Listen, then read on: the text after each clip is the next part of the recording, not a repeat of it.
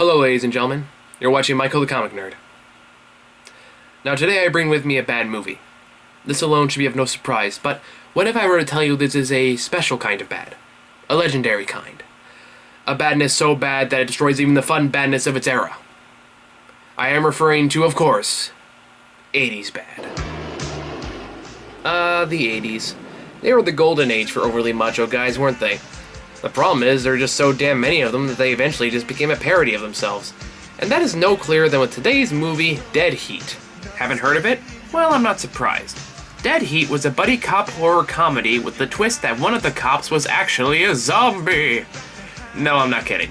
It was released in 1988 and was very quickly forgotten, and for a good reason.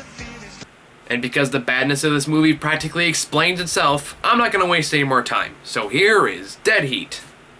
So the movie starts with a robbery as two low-life thugs in what I can only assume are bondage gear decide to rob a jewelry store. On the floor, Grandma! You! Hug the rug!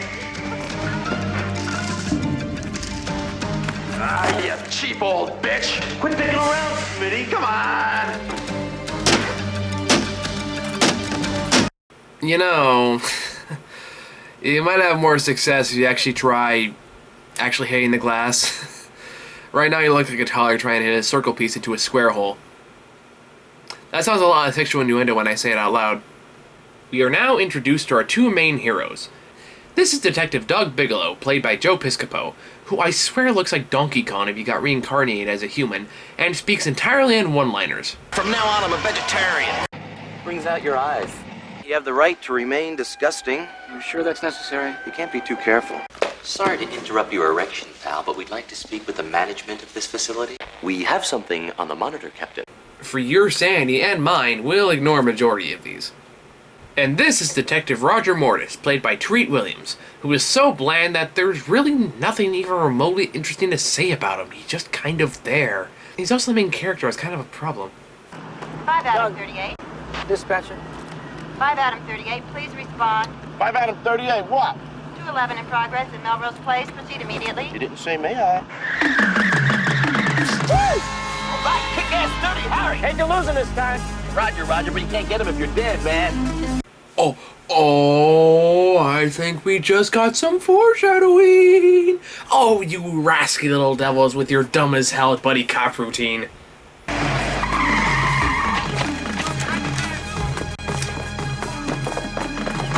Morning, detective. Got a bit of a situation. RV 211. Perps in the jewelry store with automatic weapons. We're gonna take them when they exit the premises. Freeze! Drop your weapons!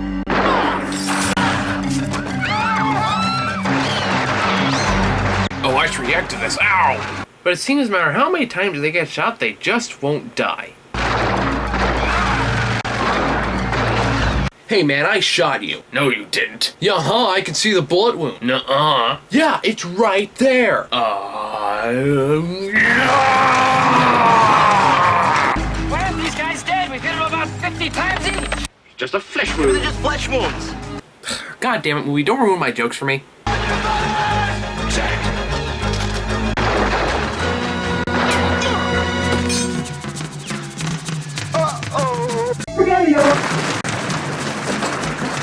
So yeah, Doug and Roger successfully take out the goons, but they did it like reckless buddy cops do, which makes the captain mad. Unauthorized use of a city vehicle, reckless endangerment of property and lives, use of a non-regulation firearm, and 18 parking tickets so far this month. Maybe if I move my eyebrows like this every time I talk and emphasize the last word of every sentence, that'll establish me as the angry character that you will never see again. Look, I couldn't help noticing that in spite of Herzog's whining, you guys did the job he didn't. So, I'm prepared to cut you a little slack. Thank you, sir. But it would be nice if you could earn it by nailing the rest of these cash and dash fuckers to the wall with a 12-inch railroad spike. We're working on that, sir. Work harder! So trying to track down leads for this mysterious gang, Roger and Doug head down to the morgue where the doctor, Rebecca, tells them about the unusual nature of the bodies. You can see where the cut was made, traversing the sternum and incised with an electric saw. They had surgery? Nope. They had autopsies. I even took pictures. John Joe, number 57, and Jane Joe, number 43, awaiting pickup. Well, we all make mistakes, Dr. Smithers. Dr. What? McNabb, I am not in the habit of signing a death certificate for someone who just doesn't feel well. Well, I would hope not. But the fact remains that either you screwed up or these two boys got up after you were done and strolled out of here. She has photographs, you jackass! Well, in 5 years, she'll be damn good, but right now she's too quick to jump to fanciful conclusions without really digging for the truth. Okay.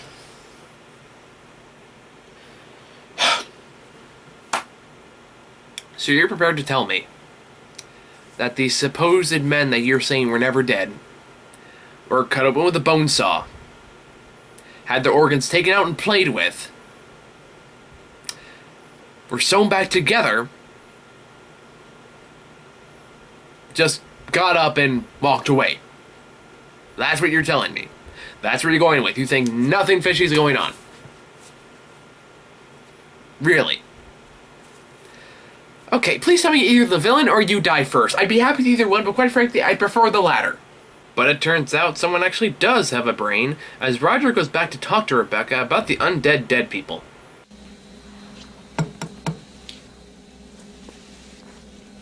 Don't you believe in fish that swim? No, they're just as pretty and I don't have to feed them. What about those corpses? Do you believe me? There's definitely something very weird going on here. No shit. Is there anything else that you find strange about these guys? You mean besides the fact that they won't stay dead? Yeah. Yes, I did turn up something unusual in their skin tissue. Like what? Trace quantities of sulfathiazole, a drug once used in bacterial infections. Pretty obscure stuff. Dante Pharmaceuticals. Recent purchaser of 50 kilos of sulfathiazole. So Doug and Roger go down to Dante Pharmaceuticals to ask about the drug, where they meet Randy James, the head of public relations, who shows them exactly how it's being used. All of our products are thoroughly tested before release to the general public. Great, the dog gets skin cancer, so we don't have to. You were telling us about sulfathiazole. Yes. Nothing really special about it. It was widely used up until the 40s when it was replaced by other compounds. Well, we still use it as an antiseptic agent in an herbal skin ointment. Hey, what's that? Sad but necessary. When we have to kill an animal, it goes in here. The room is airtight, and a piston evacuates the air in a period of a few seconds. The animal perishes quickly and quietly. Just be careful. A man named John Osterman was caught in here once and came back with a blue penis and godlike powers, and we'd like very much for that not to happen again. Joke for nerds. Now, if you follow me down the hall over here... Hey, what's in here? Toxic waste products. Properly disposed of, I assure you.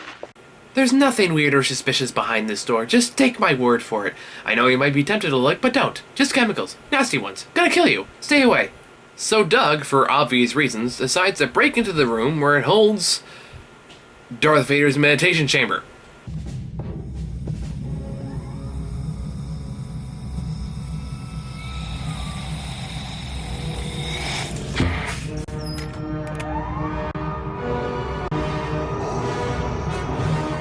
Yes, Admiral. No, it turns out to be some kind of resurrection chamber. But when Doug goes to take a closer look, he's attacked by what I can only assume is a gangster Jabba.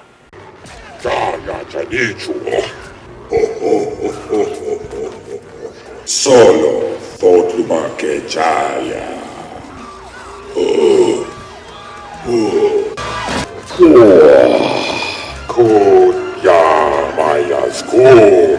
Shortly after Roger comes to help, he's accidentally knocked into the chamber, which is conveniently shut on him.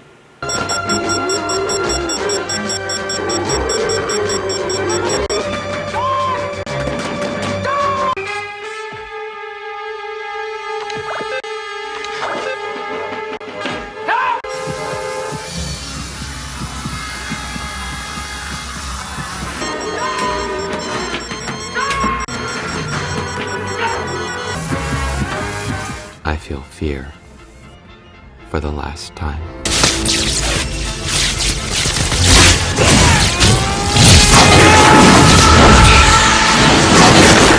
No, unfortunately we don't get Dr. Manhattan, and Roger bites it. But Rebecca comes down and sees the resurrection chamber, quickly figuring out how it works. So then they feel an overwhelming urge to play God and use the machine to bring Roger back to life.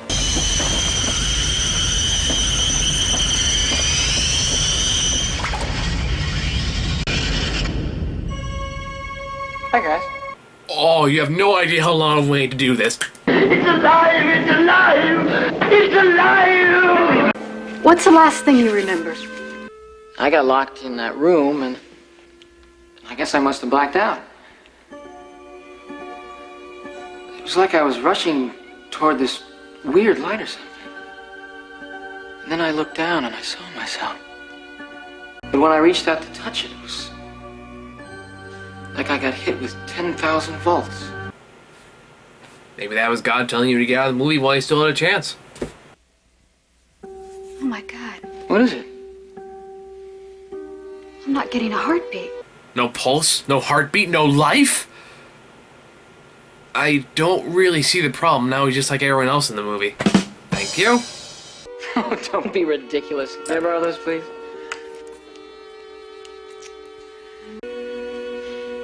Oh, obviously there's something wrong with this thing. Just give me that. Something wrong with it. Why, Dr. Dumbass, you're trying to seduce me. I don't know what's going on here, but I want Mortis back in the lab for some tests. He doesn't need tests. He's dead. Dead? That's ridiculous. But as it turns out, as an unfortunate side effect of playing God, Roger's body is quickly decomposing, and he has only 12 or so hours before he dissolves into... Oh, how'd you describe it, Doctor? Organic stew. Mama's little baby loves organic, organic. Mama's little baby loves organic stew. The most important thing for me to do right now is to nail whoever did this to me. Let's find Randy James. Roger. We'll meet you at the lab. 10 to 12 hours. Don't throw it away.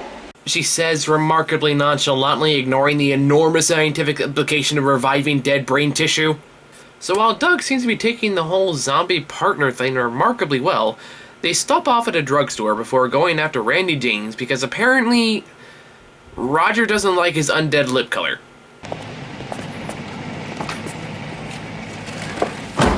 So, what color did you get? Mulberry wine. How do women do this? I don't know, tribal memory, I guess.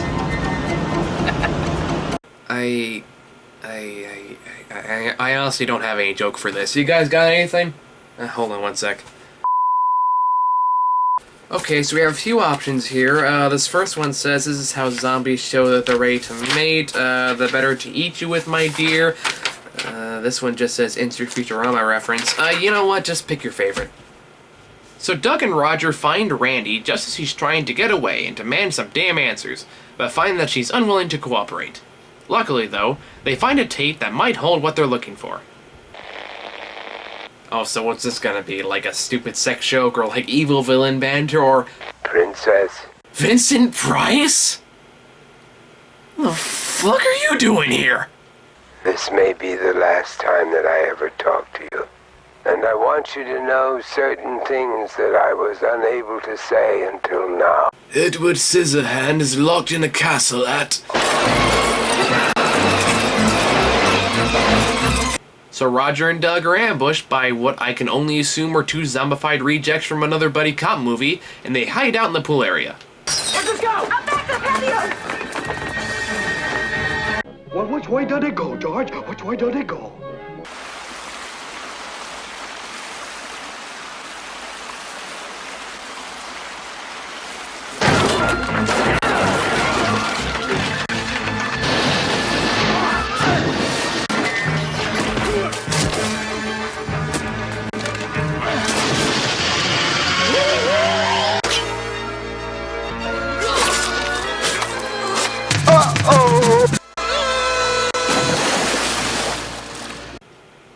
Wait a minute, now I'm just confused. We've seen a million times these zombies can be shot and it does nothing, so why is stabbing them with a slightly larger projectile work?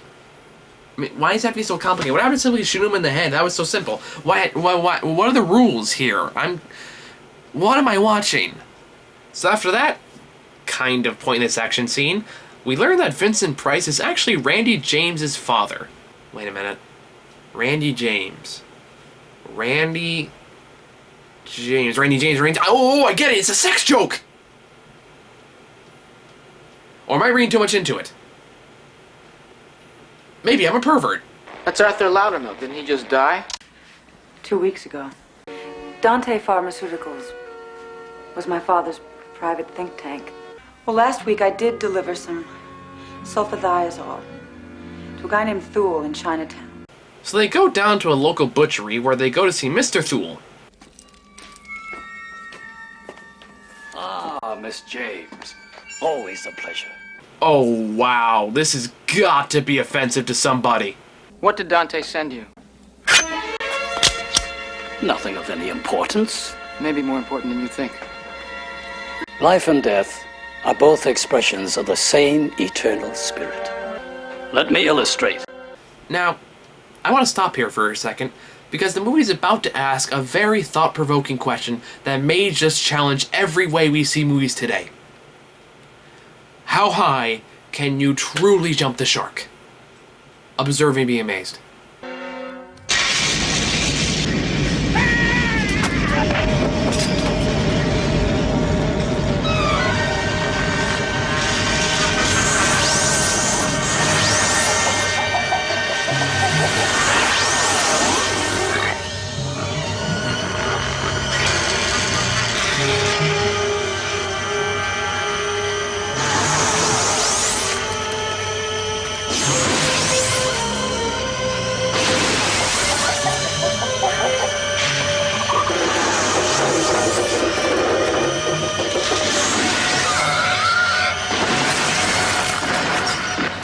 Nope, you're not on acid. This is really happening. All the dead animals in the butcher shop are coming back to life and apparently want vengeance.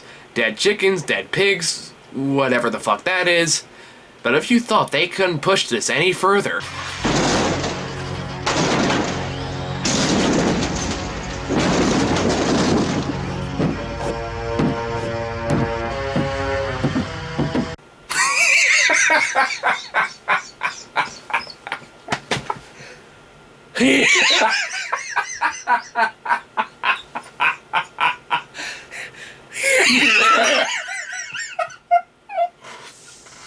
Oh, what can I possibly say to that? What jokes can I possibly make that its very existence doesn't already make for me?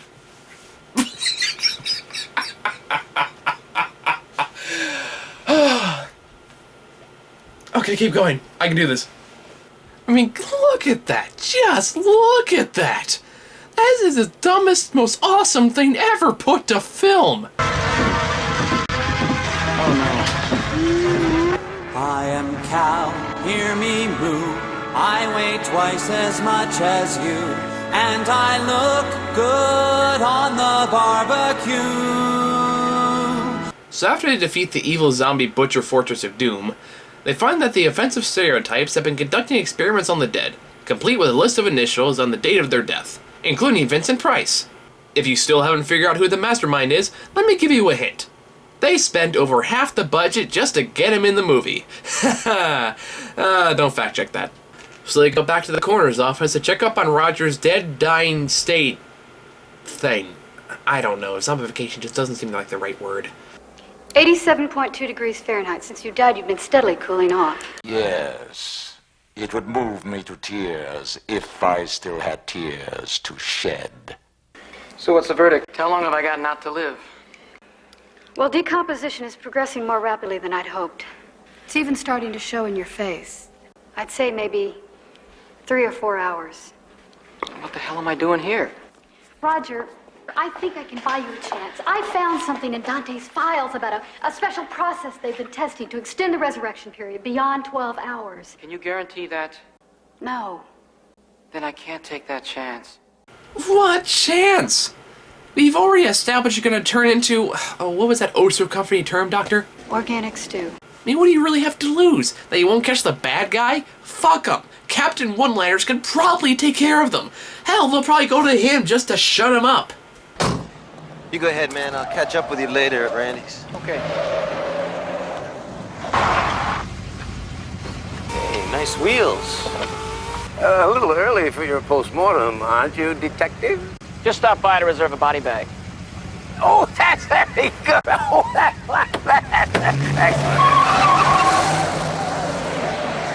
I love that guy. Ow! Oh! Ow! Ooh! Oh, that was so pointless it actually hurt. I can tell. So after finding an odd series of numbers at Price's grave, and no, I don't know why there's a telephone and a lamp beside a tomb, they go back to Randy's place where they find that Doug is beginning a glorious death. Off screen. Oh no! But who else will make annoying one-liners for me to subsequently ignore? Is it just me?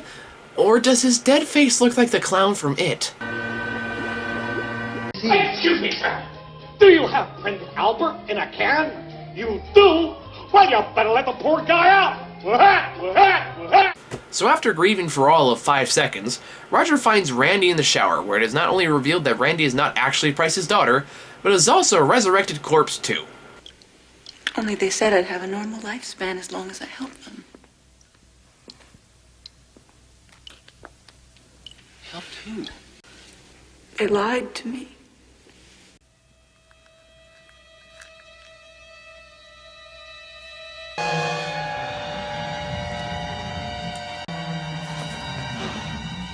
Sorry, Roger.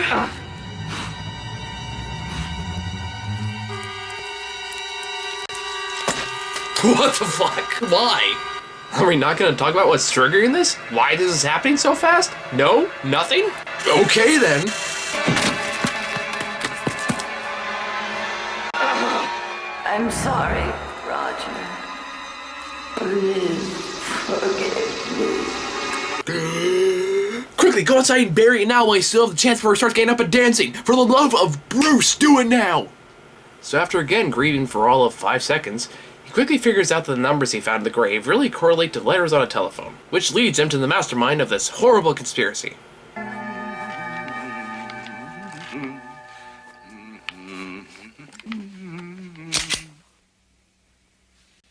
Roger. Okay, everyone, on 3, alright? 1, 2... Called it. Called it. But Roger is soon ambushed by the offensive stereotype, where it turns out they've also killed Rebecca. Man, they just killed just about everyone, haven't they? I'll send you to hell, McNabb. You can't keep me here. This van is lined in stainless steel, soundproof in case you're thinking of calling for help. Yes, custom made. The perfect place to disintegrate, which I figure will happen in precisely 45 minutes. Let's go, Doctor. We're expected back at the lab. Yes. Get the door. Get the door. Happy trails, Roger. Wait, aren't you even gonna watch them? They could get away. No. I'm going to leave them alone and not actually witness them dying. I'm just gonna assume it all went to plan. What? So, predictably, Roger escapes by loosening the brakes and letting it crash. Interesting method, considering that just breaking the back window would have been significantly easier, but who am I to judge? The important thing is that he leaves the area looking like the fucking Terminator.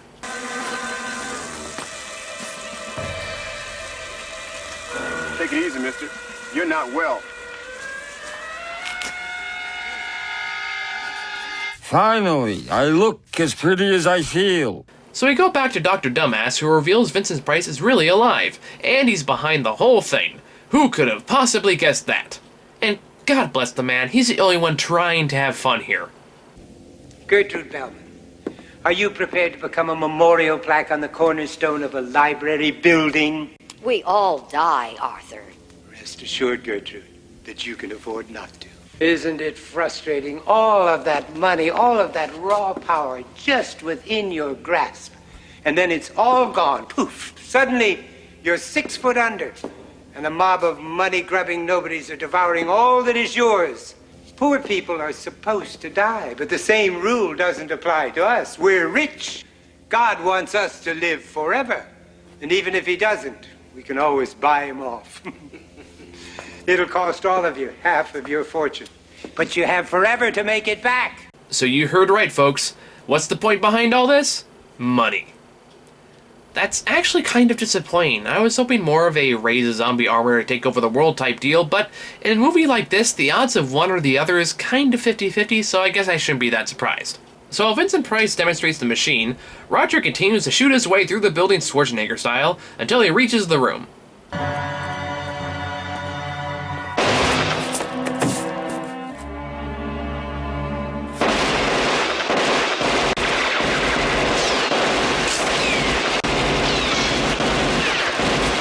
You know, after a certain period of time, you'd think they realized that this was kind of pointless.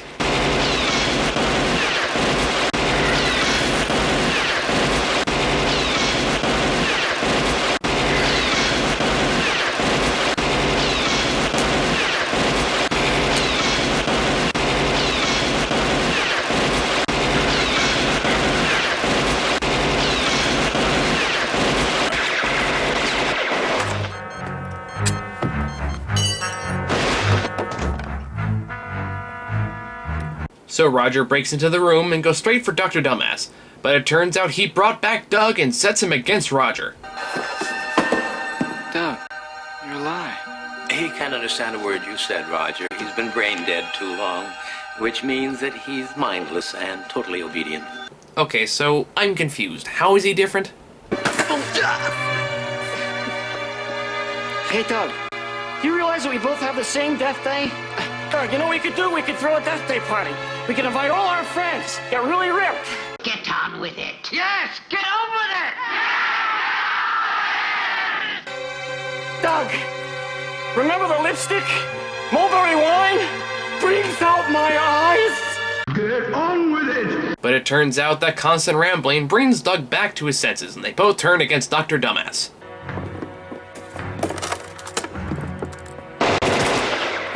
Oh, for the love of God, have we learned nothing? Oh no, you bastards aren't gonna take me. You cheated me.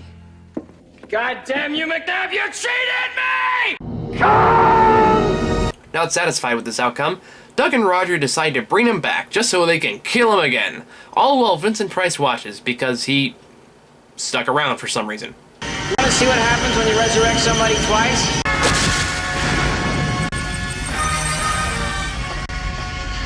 No, wait! Save the machine! It's short-circuiting! We can fix it! I can make you normal again! Immortal! I'll give you anything you want! Money, power, eternal life, riches beyond your wildest dreams to save the machine!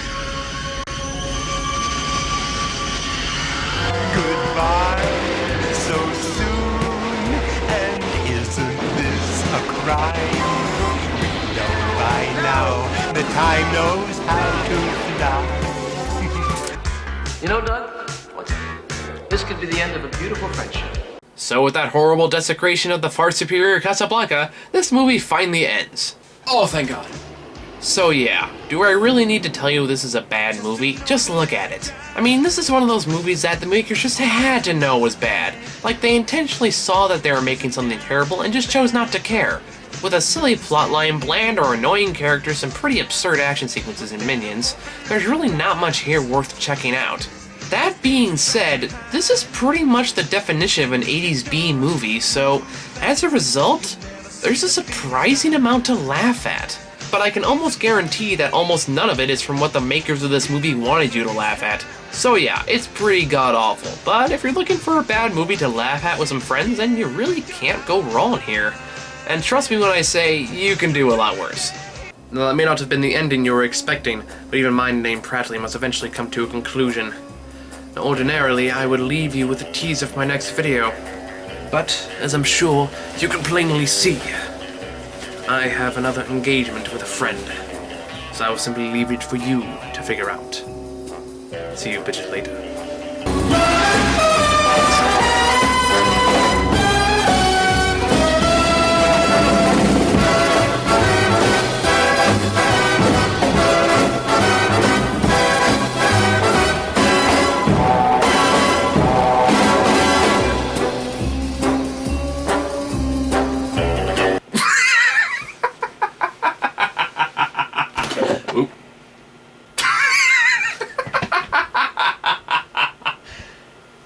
Wrong way. I